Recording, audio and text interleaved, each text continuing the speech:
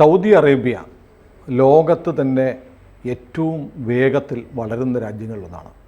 അപ്പോൾ അവിടെ ഉണ്ടാകുന്ന മാറ്റങ്ങളെന്ന് പറഞ്ഞാൽ ഒരു ഇസ്ലാമിക രാജ്യത്തിൻ്റെ കാര്യത്തിൽ ചിന്തിക്കാൻ പറ്റാത്ത തരത്തിലുള്ള വളർച്ചയാണ് സൗദിക്കുണ്ടാകുന്നത്. അതിൻ്റെ ശില്പി എന്ന് പറയുന്നത് MBS ആണ്, മുഹമ്മദ് ബിൻ സൽമാൻ എന്ന് പറയുന്ന അടുത്ത നൂറ്റാണ്ടിലേക്ക് ഉള്ള കാഴ്ചപ്പാടുകളുള്ള ഒരു ഭരണാധികാരി വരുന്നു. അദ്ദേഹം ഇസ്ലാമിക നിയമത്തിൻ്റെയും വിലക്കുകളുടെയും പരിമിതികളുടെയൊക്കെ ചട്ടക്കൂടുകളെ മറികടന്ന് തൻ്റെ രാജ്യം ലോകത്തെ ഏറ്റവും മികച്ച രാജ്യങ്ങളിലൊന്നായി മാറണമെന്നുള്ള ഒരു ദിശാബോധത്തോടെ നീങ്ങുകയാണ്. ഇപ്പം സമീപകാലത്ത് കണ്ടു സൗദി അറേബ്യ വലിയ തോതിൽ സൈനിക ശേഷി കൂട്ടുകയാണ്. അന്തർവാഹിനികൾ വാങ്ങുന്നു, മിസൈലുകൾ വാങ്ങുന്നു. സൗദി ലോകത്താരോടും യുദ്ധം പോകുന്നതായിട്ട് നമുക്കറിയില്ല.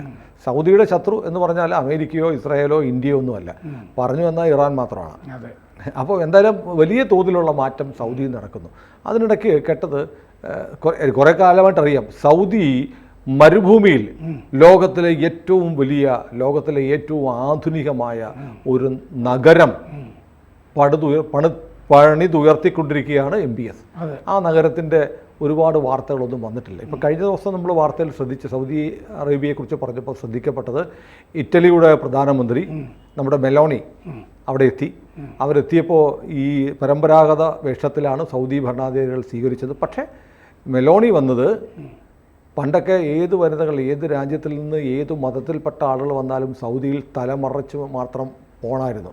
മെലോണി തലമറയ്ക്കാതെ അവരുടെ രീതിയിൽ തന്നെ വന്ന് എല്ലാവർക്കും ഹസ്തദാനം ചെയ്ത് കടന്നു പോകുന്നൊരു ചിത്രം, വീഡിയോ ഒക്കെ നമ്മൾ കണ്ടു. അപ്പോൾ സൗദി അറേബ്യ മാറുകയാണ്, മരുഭൂമിയെ മലർവാടിയാക്കിക്കൊണ്ട് MBSൻ്റെ വികസന പദ്ധതികൾ വിലക്കുകളെ അതിജീവിച്ച് മുന്നോട്ട് പോവുകയാണ്. അത് നിയോം എന്നാണ് നഗരത്തിൻ്റെ പേര്. നിയോം അത് 90 ലക്ഷം പേരെ പാർപ്പിക്കുന്ന നഗരമായിരിക്കും. ഒരു കോടിക്ക് 10 ലക്ഷം കുറവ്. അപ്പോൾ ചെങ്കടൽ പദ്ധതിയാണ്. 2030 സൗദി അറേബ്യ എങ്ങനെയായിരിക്കണം എന്നൊരു വിഷൻ പ്ലാൻ എന്ന് പറഞ്ഞാൽ ഇനി 3-4 വർഷം കഴിയുമ്പോൾ അതെ എങ്ങനെയായിരിക്കണം എന്ന് സൽമാൻ രാജകുമാരനൊരു പ്ലാൻ ഉണ്ട്. എണ്ണയല്ലാതെ സൗദി അറേബ്യക്ക് ജീവിക്കാൻ കഴിയണം. എണ്ണ വറ്റിപ്പോയാലും സൗദി അറേബ്യ ജീവിക്കണം എന്നുള്ള ദുബായ് മോഡലാണ്, ദുബായ് കണ്ടുപിടിക്കുകയാണ്. അതങ്ങനെ ഉള്ള കാഴ്ചപ്പാടിലാണ് ഇത് ചെയ്തുകൊണ്ടിരിക്കുന്നത്. അപ്പോൾ ഈ ജോർജിയ മെലോണി അവിടെ സൗദിയുമായിട്ടൊരു കരാറി നിയോം ഈ 500 ബില്യണിൽ തീരും എന്ന് വിചാരിച്ചിരുന്ന ഒരു നഗരമാണ്. 2017 അദ്ദേഹം അത് പ്രഖ്യാപിച്ചത്. പക്ഷേ 2030 തീർണമെങ്കിൽ അതിവേഗം അതിന്റെ പണി നടക്കണം. 6 വർഷം കൊണ്ട് പൂർത്തീകരിക്കണം. ഇതിപ്പോൾ 1 ട്രില്യണിലൊന്നും തീരില്ല എന്നാണ് ഇപ്പോഴത്തെ അവസ്ഥ. അപ്പോൾ അതുകൊണ്ട് ഈ മെലോണി സൗദി അറേബ്യ ആയിട്ടൊരു കരാർ ഒപ്പുവെച്ചിട്ടുണ്ട്. ഇറ്റലി അതായത് $3 ബില്യൺ ലോൺ ഗ്യാരണ്ടി നിൽക്കാം.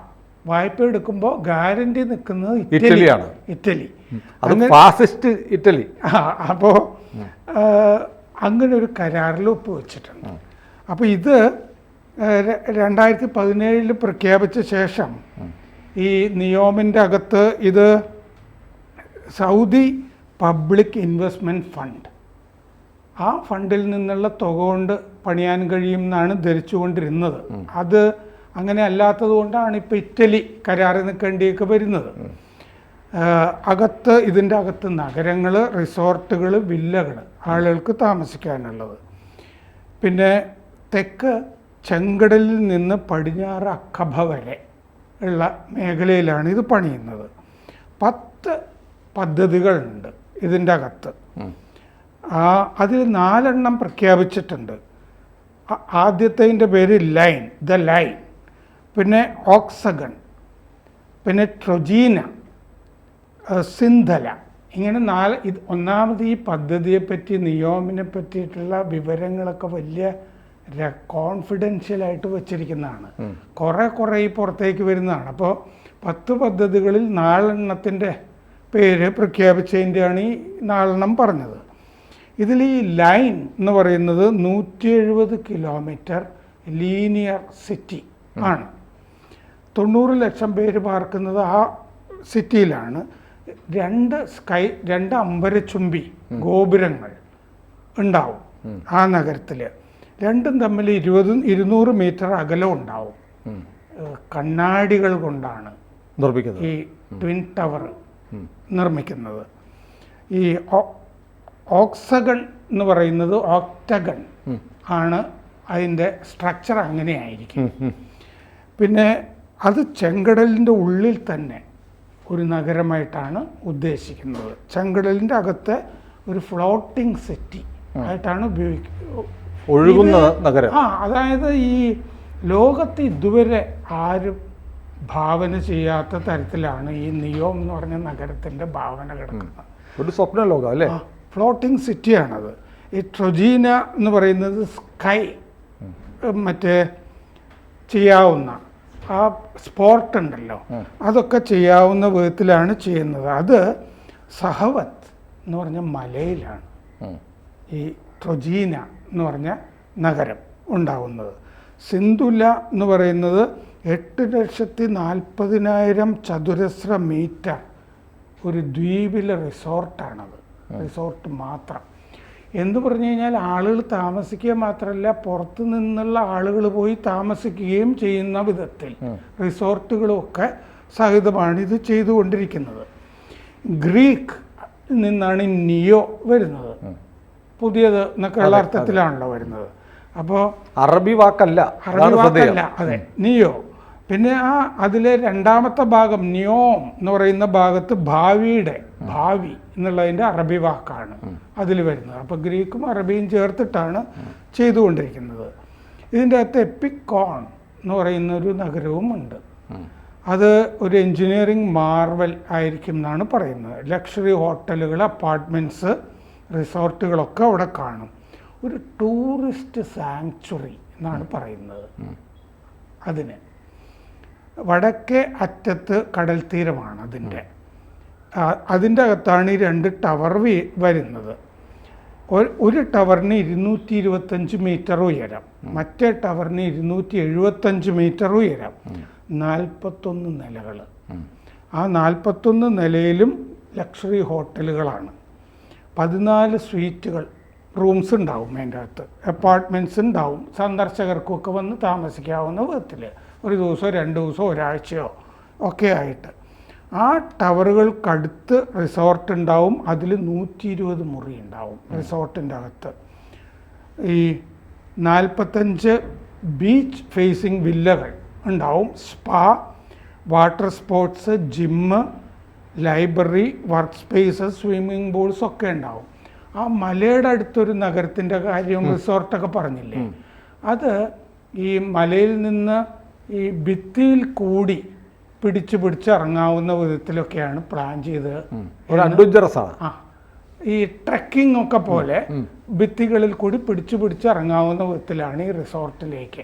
മലയിൽ നിന്ന് പടികളുണ്ട്, അത് കഴിഞ്ഞിട്ട് പിന്നെ ഭിത്തിയിൽ കൂടി നമുക്ക് ഈ റിസോർട്ടിലേക്ക് പോകാം എന്നാണ് റിപ്പോർട്ടുകളിൽ കാണുന്നത്. ഈ ന്യൂയോർക്കിൻ്റെ 33 ഇരട്ടി വരും നഗരം.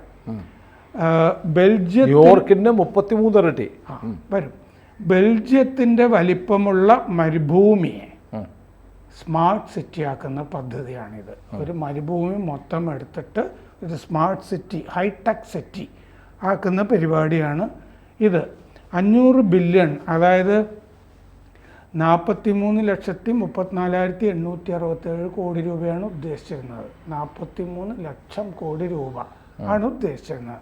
ഇപ്പം അതിൽ നിൽക്കില്ല, 1 ട്രില്യൻ്റെ ഒക്കെ മുകളിൽ പോകും എന്നുള്ളത് ഇപ്പോൾ ഉറപ്പാണ്. ഈ സൗദിയുടെ സമ്പദ് രംഗത്തിനെ ഈ പദ്ധതി ബൂസ്റ്റ് ചെയ്യും എന്നാണ് കാണുന്നത്. ദൈനംദിന ജീവിതത്തിന്, ഈ നഗരത്തിൻ്റെ അകത്തുള്ള ദൈനംദിന ജീവിതം ഡിജിറ്റൈസ് ചെയ്തതായിരിക്കും എന്നുള്ളതാണ്. ആളുകൾ ജീവിക്കുന്നത് മറ്റ് സ്ഥലങ്ങളിലെ പോലെയൊന്നും ആയിരിക്കില്ല കാര്യങ്ങൾ. പറക്കുന്ന എലിവേറ്ററുകൾ, ഡബിൾ ഹെലിക്സ് സ്ട്രക്ചറുകൾ. ഡബിൾ ഹെലിക്സ് എന്ന് പറയുമ്പോൾ DNA-യുടെ സ്ട്രക്ചറാണ്, വളഞ്ഞു പിരിഞ്ഞിരിക്കുന്നത്.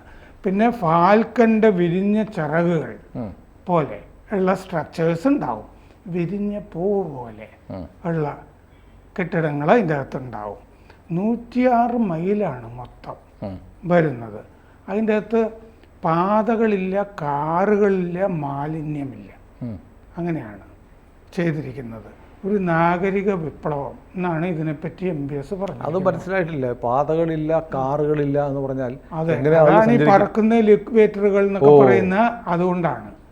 അപ്പോൾ അങ്ങനെ ഒരിടത്ത് വേറെടത്തേക്ക് നമ്മളെ ഏറിക്കൂടി ആയിരിക്കും പോകുന്നത്. അങ്ങനെയായിരിക്കും പോകുന്നത്. അവിടെ വരെ സന്ദർശകർക്ക് ചെല്ലാൻ കാറും കാര്യങ്ങളൊക്കെ ഉണ്ടാവും. നഗരത്തിൻ്റെ അകത്ത് അല്ലാതെ തന്നെ ആയിരിക്കും സഞ്ചാരം എന്നുള്ളതാണ് ഉദ്ദേശിക്കുന്നത്.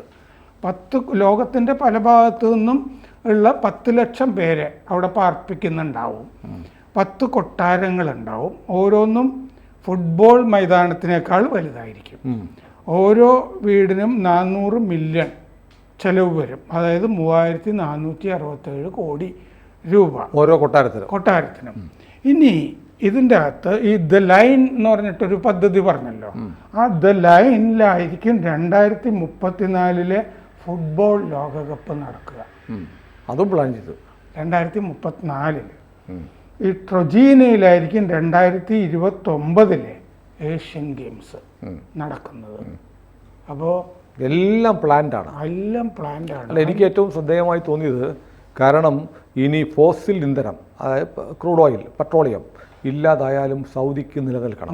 അപ്പോൾ UAE കഥ നമ്മളെടുത്ത് നോക്കുമ്പോൾ UAE ദുബായ് എന്ന് പറഞ്ഞ എമിറേറ്റ്സിന് ഒരു തുള്ളി എണ്ണയില്ല. അവരെന്ത് ചെയ്തു?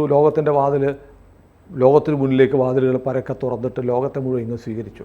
ദുബായ് ഏത് യൂറോപ്യൻ രാജ്യത്തെക്കാളും സ്വാതന്ത്ര്യമുള്ള, എല്ലാം ലഭ്യമാകുന്ന ഒരു ലോകമാണ് ദുബായ്. ലോകത്തുനിന്ന് എല്ലായിടത്തും ആളുകൾ പറന്ന് ദുബായിലേക്ക് വരുന്നു. എണ്ണയില്ലാതെ ജീവിക്കാം എന്ന് തെളിയിച്ച എമിറേറ്റ് ദുബായിയാണ്.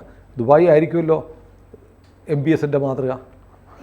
അതിനേക്കാൾ വലുതായിരിക്കും, പക്ഷെ പ്രചോദനം അവിടെ നിന്നായിരിക്കുമല്ലോ. കാരണം എന്താ വെച്ചാൽ സ്ത്രീ ശാക്തീകരണവും സൗദി അറേബ്യയിൽ നടക്കുന്നു. അല്ല, അപ്പോൾ വരുമ്പോൾ എനിക്ക് തോന്നുന്നത് നമ്മുടെ നാട്ടിലൊക്കെ ഈ സ്പെഷ്യൽ എക്കണോമിക് സോണുകളുണ്ടല്ലോ, അവിടെ മറ്റ് പ്രദേശങ്ങളിലെ നിയമങ്ങളൊന്നും ബാധകമല്ല. അപ്പോൾ ഈ പറയുന്ന നിയോം എന്ന് പറയുന്ന സിറ്റിയിൽ ശരീഅത്ത് നിയമം ഉണ്ടാവില്ല. അങ്ങനെയൊന്നും ഉണ്ടാവില്ല. അവിടെ സ്ത്രീ ശാക്തീകരണമൊക്കെ ഇപ്പോൾ സൗദിയിൽ തന്നെ നടക്കുന്നുണ്ടല്ലോ. മാത്രമല്ല, സൗദി ഇസ്രയേലും ഒക്കെ ആയിട്ട് നല്ല ബന്ധത്തിൽ കഴിയണമെന്ന് ആഗ്രഹിക്കുമ്പോഴാണ് ഉണ്ടായത്. സൗദി അറേബ്യയിലെ ഇവിടുത്തെ സീരിയലുകൾ പോലുള്ള സീരിയലുകളിലൊക്കെ നിശ്ചയമായും ഒരു ജൂത കഥാപാത്രമൊക്കെ ഉണ്ട്.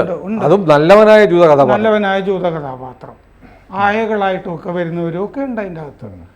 ഏതായാലും ലോകം മാറുകയാണ്. ലോകത്തിൻ്റെ മാറ്റത്തിനേക്കാൾ വേഗത്തിൽ സൗദി അറേബ്യ മാറുകയാണ്. അതിന് പ്രചോദനം ഒരൊറ്റയാളാണ്, മുഹമ്മദ് ബിൻ സൽമാൻ. കൂടുതൽ വാർത്തകളും വിശേഷങ്ങളും നിങ്ങളിലേക്ക് എത്താൻ ABC മലയാളം സബ്സ്ക്രൈബ് ചെയ്യുക, ബെൽബട്ടനും അമർത്തുക.